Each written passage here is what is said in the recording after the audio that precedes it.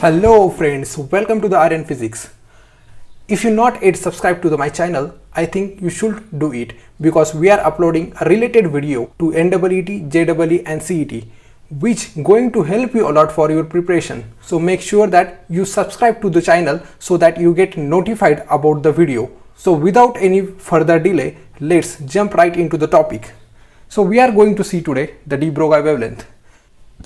de Broglie wavelength इस topic पर हर exam पे आपको एक क्वेश्चन पूछा जाता है. So please focus to this topic so you will get the mark into the your exam. तो अब तक हमने देखा कि रेडिएशन के दो नेचर है, एक तो वेव नेचर और दूसरा है पार्टिकल नेचर. राइट. रेडिएशन जो कि बेसिकली लाइट है, जो कि एक वेव है जो बिहेव करती है पार्टिकल जैसे, means this light having the particle nature. तो क्या पार्टिकल भी वेव जैसे बिहेव करेगा? मतलब क्या कि wave having the particle nature, right? So the particle can have a wave nature. So यही एक्सप्लेनेशन डी ब्रोगाई ने उनके हाइपोथेसिस में दिया.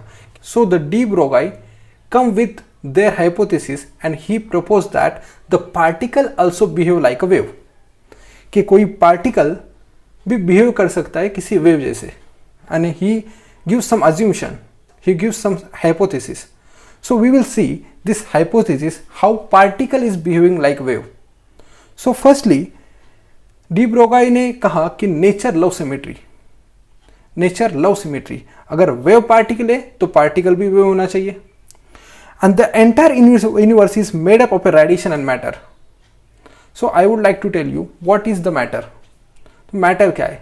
जो कि ये पेन है, मतलब कि मैटर है, right? Everything which is this is the board is also one type of matter. और in this matter is consisting of the items and molecule and particles, right? इस चौक के अंदर, इस पेन के अंदर भी कुछ पार्टिकल्स होंगे और सबसे फंडामेंटल पार्टिकल जो है हमारा इलेक्ट्रॉन, जो कि हमारा पार्टिकल है. अगर मैं इस पेन को अगर मैं थ्रो कर दूं किसी वेलोसिटी से, if I throw the pen with some velocity, तो हमें पता है कि पेन कुछ इस तरह से मूव होगा सीधे डायरेक्शन में.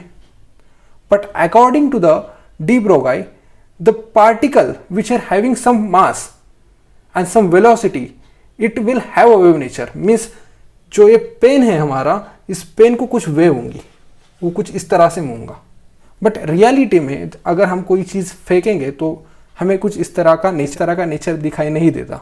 If we throw the pen will move in a forward direction like this.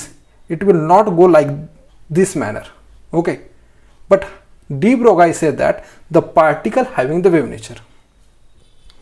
And third hypothesis, in the third hypothesis, de Broglie said that since radiation having the dual nature, so the matter also have the dual nature. He give one relation that a wave associated with each moving particle whose wavelength is given as, अगर कोई particle जिसका मास m है और उसे कुछ velocity like this pen, सो इस pen को कुछ वेवलेंथ होंगी और उस वेवलेंथ का फॉर्मूला डी ब्रोगाई ने कुछ इस तरह से दिया. Lambda is equal to h by p, where p is a momentum, h is a Planck constant, and after putting p is equal to mv, we will get lambda is equal to h by mv. So this is the relation of the de Broglie wavelength. So we have seen that कि de Broglie ने एक relation the, lambda is equal to h by p और lambda is equal to h by m into v, right? This is my relation. और इस relation को हम कहते हैं de Broglie relation, and the wave associated with this wavelength is known as the matter wave. Okay?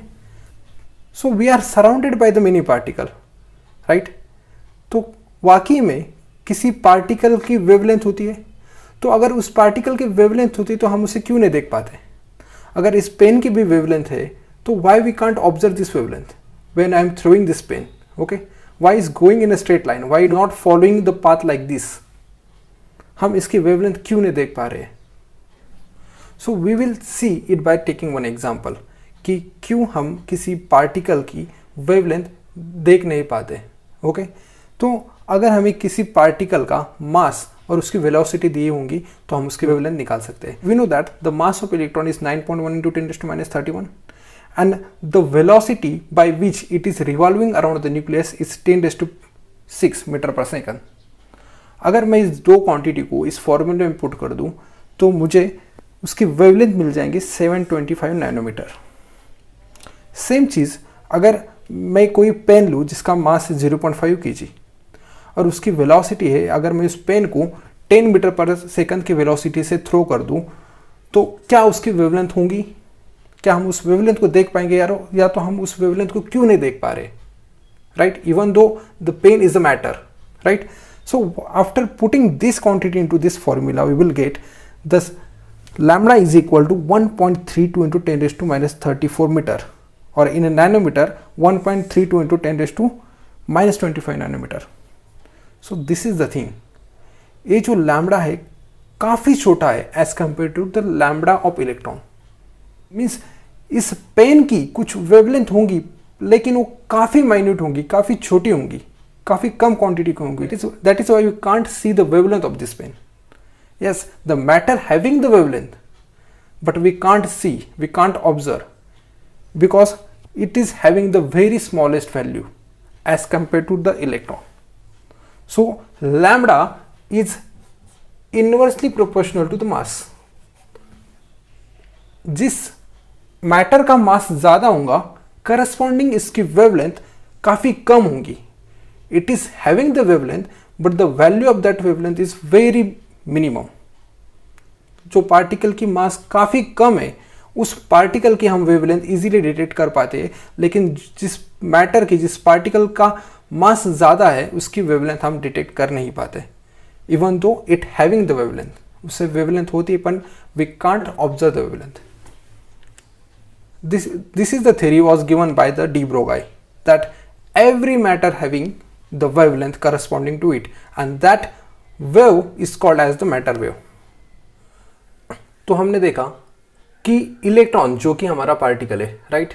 अगर मैं इस electron को किसी वेलोसिटी से मूव कर दूं तो वो इलेक्ट्रॉन किसी वेव की तरह मूव हो जाएगा, राइट? और वही अगर मैं किसी पार्टिकल को जो कि हेवी पार्टिकल है, तो पार्टिकल को मूव कर दूं तो इस पार्टिकल के साथ भी कुछ वेव होंगी लेकिन वो काफ़ी कम होंगी, काफ़ी छोटी होंगी, जिसे हम डिटेक्ट नहीं कर पाएंगे।